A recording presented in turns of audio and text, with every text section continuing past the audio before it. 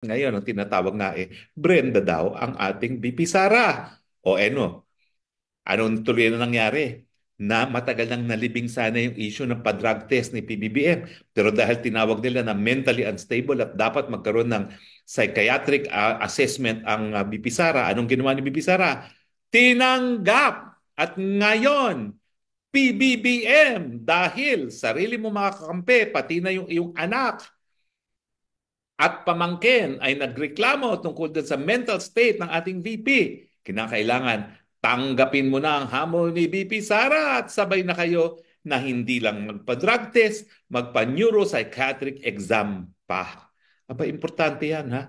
May duda na nga sa pag-iisip ng presidente. Ngayon, babatuhin pa ang VP Sara. Abay, baka maging presidente niyan ay si Chis Escudero. Ano ba yan? So, kampante naman ako para sa ikabubuti ng bayan. Nako, sigurado ako si PBBM dahil hindi siya bangag ay tatanggapin ng hamon na magpapa-hair follicle test na kasabay pa ni Inday Sara Duterte.